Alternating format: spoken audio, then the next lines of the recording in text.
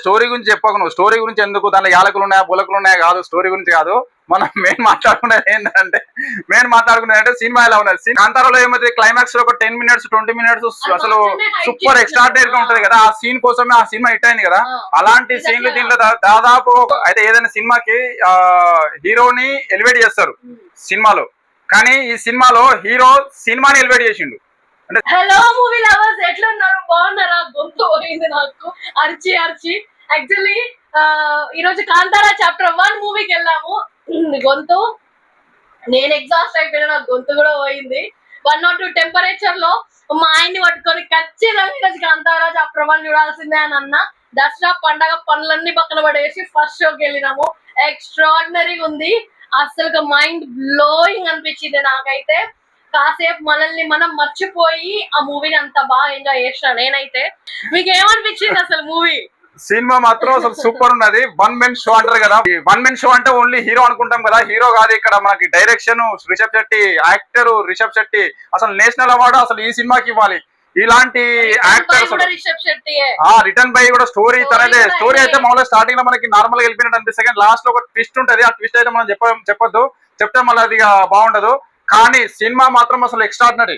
దాంట్లో ఒక ట్విస్ట్ అని కాదు, అసలు ఫస్ట్ హాఫ్ లోనే మనకు 3-4 ట్విస్టులు కనబడతాయి. అండ్ ట్విస్టులు అంటే మేజర్ ట్విస్టులు కనబడదు. ఫస్ట్ హాఫ్ లో కొంచెం లైట్ గా మామూలుగా మనకి స్టోరీ సాగదీసినట్టు కొంచెం ఎక్కడెక్కడో కొంచెం అట్లా అనిపిస్తుంది బోరింగ్ సీన్స్. కానీ బోరింగ్ సీన్స్ ఉన్నా కానీ అది కవర్ చేసేసింది కదా, బ్యాలెన్స్ చేసింది కొంచెం. ఫైట్ సీన్స్ అసలు ఎక్సలెంట్. అసలు ఒక ఫైట్ వచ్చింది అనుకో, అరే ఇక్కడ ఇలాంటి ఫైట్ మళ్ళీ రాదురా, ఇలాంటి ఫైట్ మళ్ళీ రాదురా అనుకున్న టైంలా మళ్ళీ ఇంకో ఫైట్ వస్తుంది, యాక్షన్ సీన్ అసలు దాన్ని మించి ఉంటది. తర్వాత మళ్ళీ మనకి ఏంటిది స్టార్టింగ్ లో అయితే కొంచెం బోర్ కొట్టినట్టు అనిపించింది. కాకపోతే ఏంటంటే బోర్ కొట్టినా గానీ మనం అరే నెక్స్ట్ ఏమైతుందా అని ఒక ఇంట్రెస్టింగ్ కూడా ఉంటది, క్రియేట్ అవుతుంది. అది బోర్ కొట్టినట్టు అనిపించినా నెక్స్ట్ ఏమైతుందా అని క్రియేట్ అవుతుంది. నాకేమనిపించింది అంటే ఫస్ట్ హాఫ్ లోనే ఇంత మంచి యాక్షన్ సీన్ ఉంది కదా, ఫైనల్ క్లైమాక్స్ వరకు ఎట్లా తీసుకెళ్తాడా సినిమాని, ఇంతకన్నా మించి అంతే కదా. ఇప్పుడు మనం అలా స్టార్టింగ్ లోనే మనం సినిమాని ఇట్లా హైప్ తీసుకుపోయినాం అనుకో, డ్రా అనేది లేదు. అది హైప్ తీసుకుపోయిన తర్వాత మళ్ళీ దాన్ని కొంచెం తగ్గిస్తే మెయింటైన్ చేసినారులే, అంత డ్రా ఏం లేదు, కిందికి ఏం పడిపోలేదు.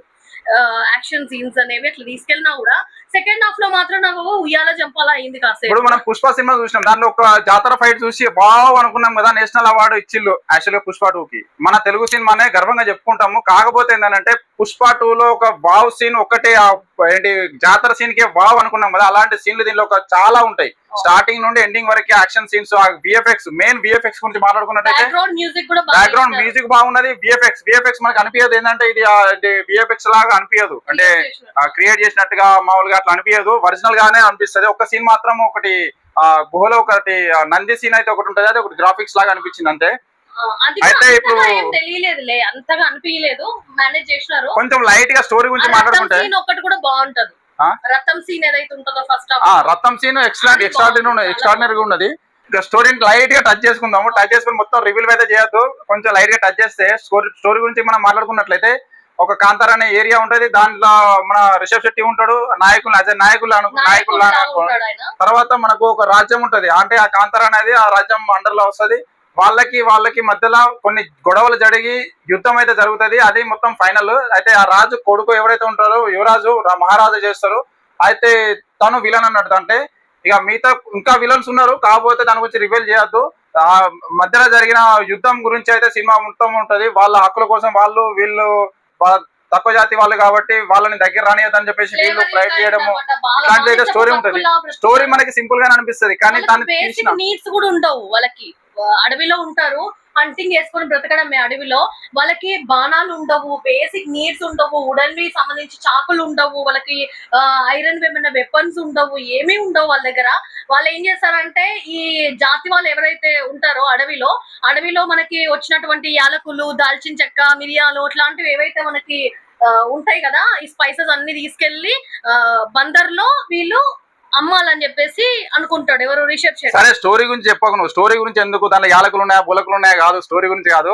మనం మెయిన్ మాట్లాడుకునేది సినిమా ఎలా ఉన్నది. సినిమా అయితే 1 man షో అని చెప్తాను, ప్రతిసారి చెప్తున్నాను. 1 man షో. ఎందుకనంటే రిషబ్ శెట్టి అసలు అలాంటి యాక్టర్ కి అసలు నేషనల్ అవార్డులు ఎన్ని ఇచ్చినా గానీ తక్కువనే. Extraordinary Natural actor. లేదు. అదైతే కొన్ని సినిమాలు ఎట్లా అంటే నిజంగా స్టోరీ అని ఈ స్టోరీ ఇట్లా నెరేట్ చేస్తాం కావచ్చు, కానీ ఇక్కడ స్టోరీ అని కాదు. స్టోరీ పక్కన పెడితే అసలు సిర్ఫ్ ఆయన ఎక్స్ప్రెషన్స్ కావచ్చు, ఆయన యాక్షన్ కావచ్చు, ఆయనలో ఉన్న యాక్టింగ్ ఆ స్కిల్స్ చూడడానికి మాత్రం ఫ్యామిలీతో వెళ్ళాల్సిన మూవీ. కొన్ని అయితే మనము నోటి గుండా చెప్పడానికి ఉంటది, ఇలా ఉంది ఇలా ఉంది, చెప్పలేని కొన్ని ఉంటాయి చూడండి, అది ఈ మూవీ. అయితే రిషబ్ శెట్టి అక్కడ వావ్ అని అరుస్తుంటే ఇక్కడ కూడా అసలు ఇట్లా వెంట్రుకలు అయితే లేచి వస్తాయి, లేచి నిలబడతాయి తెలుసా, అంత బాగుంటది అసలు. ఈ సినిమాకి 125 కోట్ల బడ్జెట్ పెట్టినారంట, కానీ మనము అడుగున సినిమా చూస్తుంటే 125 కోట్లు పెట్టిన బడ్జెట్ అనేది అది కనబడుతుంది. చాలా చక్కగా పిక్చరైజ్ చేసినారు మూవీని, మంచి తెర మీదకి తీసుకొచ్చేసినారు.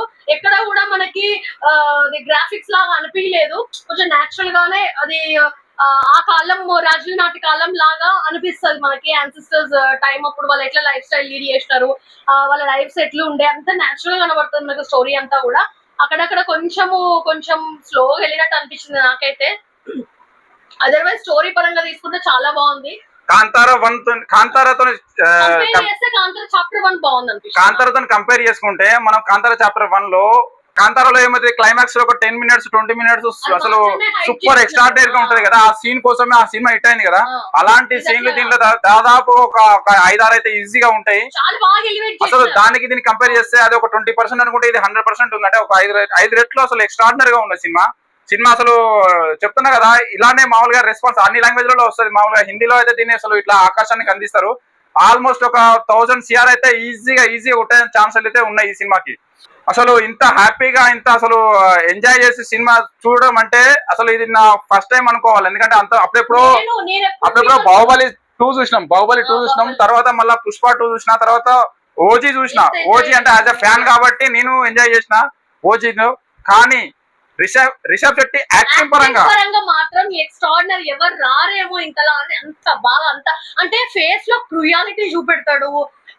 అసలు చెప్పడానికి లేదు. నేను ఒక సీన్ చెప్పాలన్నా అసలు కొంచెమే డిస్క్లోజ్ చేయాల్సి వస్తుంది కనుక నేను చేయదలుచుకోవట్లేదు. కానీ అసలు మాటలు రావట్లేదు, మాట్లాడుకోవడానికి కూడా లేదు. ఖచ్చితంగా చూడవలసి, ఏదైనా సినిమాకి ఫ్యామిలీతో వెళ్ళి చూడాల్సిన మూవీ. యూఎస్ సర్టిఫికేట్ ఫ్యామిలీతో వెళ్ళి చూడొచ్చు. అయితే ఏదైనా సినిమాకి హీరోని ఎలివేట్ చేస్తారు సినిమాలో, కానీ ఈ సినిమాలో హీరో సినిమాని ఎలివేట్ చేసిండు. అంటే సినిమాని ఎక్కడికో తీసుకెళ్ళిపోయిండు. సినిమాని అసలు మామూలుగా ఎలివేషన్ ఇవ్వలేదు సినిమాకి. అంత మంచి యాక్టర్ రిషబ్ శెట్టి గారు ఉండడం అసలు చాలా గ్రేట్. అసలు అంటే కన్నడ అయినా సరే, తెలుగు అయినా సరే, మన సౌత్ ఇండియా అని చెప్పేసి గర్వంగా చెప్పుకోవాలి, మన ఇండియన్ అని చెప్పేసి గర్వంగా చెప్పుకోవాలి. అంత మంచి యాక్టర్ అసలు తను. న్యాచురల్ గా మామూలుగా అంత మంచి యాక్టర్ అయినా కానీ ఏంటి డౌన్ టు వర్త్ ఉండే వ్యక్తి తను. రియల్ లైఫ్ లో కూడా యాక్టింగ్ పరంగా కూడా అసలు ఆ డైరెక్షన్ ఏంటిది, అసలు యాక్టింగ్ ఏంటిది, అసలు అందరూ అసలు కొంచెం లైట్ గా బోర్ కొట్టిన అనిపించినా గానీ ఏమవుతుందంటే ఆరే నెక్స్ట్ టైం అవుతుందా అని చెప్పేసి ఒక క్యూరియాసిటీ అయితే కంపల్సరీ ఉంటది అందరిలో. అండ్ హీరోయిన్ పరంగా చూస్తే హీరోయిన్ లానే చూస్తాము, కొంచెం రొమాంటిక్ గా అట్లా ఎంజాయ్ చేస్తాం కదా. కానీ ఇక్కడ హీరోయిన్ తోనే అద్దరిపోయే ట్విస్ట్ ఉంటది, అది నేనైతే ఎక్స్పెక్ట్ చేయలే. అది నాకు చాలా బాగా నచ్చిన మూమెంట్ అండి మూవీలో. అదే కదా నేను చెప్పింది ఇంతకుముందు, ట్విస్ట్లలో మెయిన్ ట్విస్ట్ అదే, అది హీరోయిన్ మీదనే డిపెండ్ అయి ఉంటది కాబట్టి మనం దాన్ని రివీల్ చేయొద్దు. అది రివీల్ చేస్తే అసలు ఆ ఎక్సైట్మెంట్ అనేది అసలు ఇంత ఫీవర్ నాకు సారీ ఫుల్ హెల్త్ డిస్టర్బ్ అయిపోయింది. కానీ కాంతారా చూడాల్సిందే అని ఇంత ఫీవర్ లో ఇంత కాఫ్ కోల్డ్ వెళ్ళిపోయినా. ఇప్పుడు మనము యాక్షన్ సీన్స్ గురించి మాట్లాడుకుంటే ఇంటర్వెల్ సీన్ లో అసలు ఇంట్రడక్షన్ మన రిషబ్ శెట్టి ఇంట్రడక్షన్ ఫైట్ ఉంటది. అసలు ఎక్సలెంట్ ఫైట్, అసలు అది మామూలుగా ఉంటది. అది అసలు న్యాచురల్ గా కనిపిస్తూనే అసలు ఇది కూడా పాసిబులా అన్నట్టుగానైతే ఉంటది. తర్వాత ఇంటర్వెల్ తర్వాత మళ్ళీ యాక్షన్ సీన్ ఒకటి ఉంటది, పులితోని ఫైట్. బాహుబలిలో వచ్చే ఏదైతే ఫైట్ సీన్ ఉంటుందో ఆ కైండ్ ఆఫ్ ఉంటాయి కదా, ఏమంటారు ఫ్రేమ్స్ అరే యుద్ధం పథకాలలో యుద్ధం చేసినట్టుగా బాహుబలి ఆ ఫైటింగ్ సీన్ లెక్కన అనిపిస్తుంది. బాహుబలి 1 లో ఫైటింగ్ సీన్ ఏదైతే ఉందో సేమ్ అది గుర్తొస్తుంది అనమాట, బాగా అనిపించింది.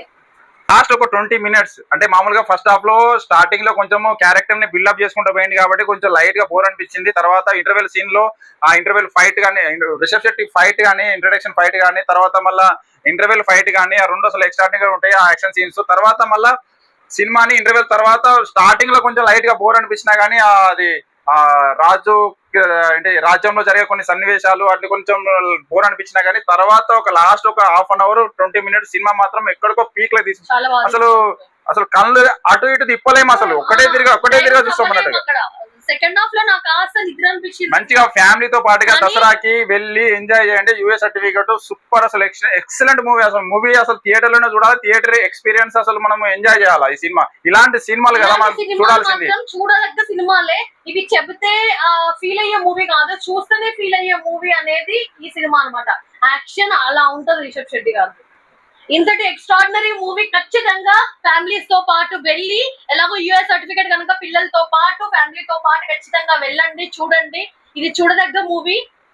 మీకు ఈ వీడియో నచ్చినట్టయితే ప్లీజ్ లైక్ చేయండి, షేర్ చేయండి, సబ్స్క్రైబ్ చేయడం మాత్రం మర్చిపోకండి. Stay tune.